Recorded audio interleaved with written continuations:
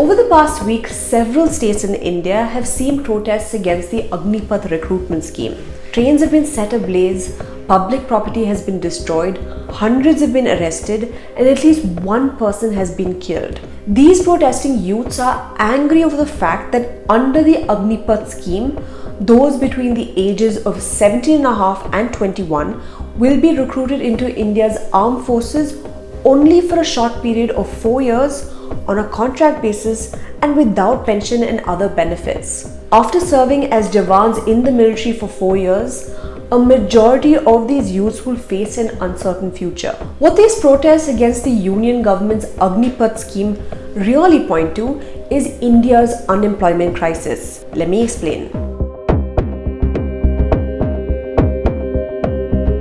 One of the biggest issues that those protesting against the Agnipath scheme have is that out of the 45,000 to 50,000 youths that will be recruited every year, only 25% will be retained by the armed forces. The vast majority will be left in the lurch after 4 years.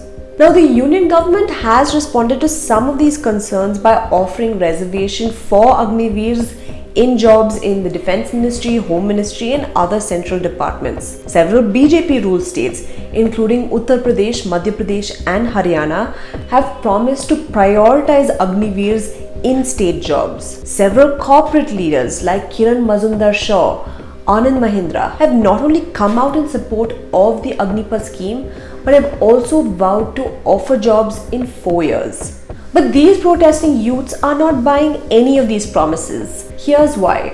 Only 2% of ex-servicemen who applied for government jobs actually got one. And this is despite reservation for veterans in union and state government jobs. A Business Standard report found that states like Bihar, Uttar Pradesh, Haryana and Punjab, which make up 80% of India's armed forces, have given jobs to only 1.5% of ex-servicemen by December 2019. Lack of skill and non-recognition of certificates issued by the military are among the reasons cited as to why veterans are not being hired for government jobs. So if military veterans are not being hired even by the government, the question that protesters are asking is why they should trust the government's offer. India is witnessing an unemployment crisis, and this is manifesting in the form of protests.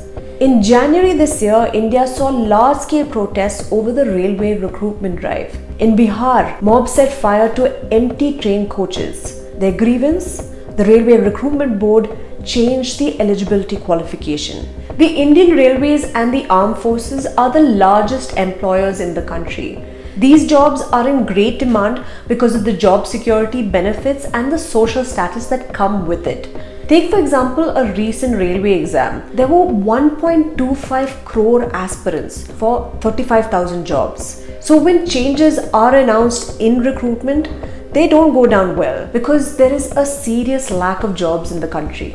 According to CMIE, the Center for Monitoring Indian Economy, as on June 22nd, the unemployment rate in India is 7.8%. In states like Haryana and Rajasthan, which saw violent protests against the Agnipath scheme, the unemployment rate stood at over 20% in May.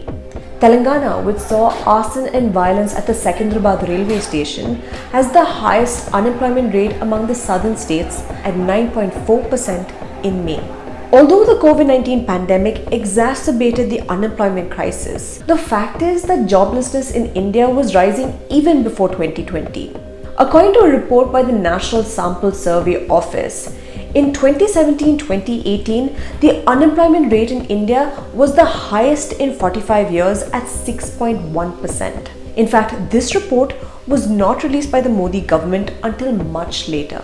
There's more alarming data. Between 2016 and 2022, the percentage of Indians working or willing to work fell from 46% to 40% according to data from CMIE. This means that 60% of the working population is neither working nor willing to work. For comparison, the labor force participation rate in other countries is around 60%. India's job crisis has hit its youth hard, especially during the pandemic. The youth unemployment rate in India hit nearly 35% in the first quarter of 2020. It remained high in April-June 2021, with the unemployment rate among youth in urban areas at nearly 26%. So when you look at the cold hard data, it isn't really surprising that India's youth are angry. For lakhs of young men and women, many of whom had waited 2 years to become a Jawan in the army, the Agnipath scheme came as a rude shock. A job in the armed forces was their way out of their economic misery. There are many other concerns raised by experts, but there is one that stands out. Many of these individuals trained by the military can pose an internal security challenge once they are discharged from the armed forces. But despite these concerns, the union government refuses to budge. After all, with pensions and salaries making up 50% of the defense budget, for the union government, the Agnipath scheme is really about cutting costs. If you like this video, do support us by becoming a member of the News Minute. The link is in the description. And also don't forget to hit the like button and share this video with your friends.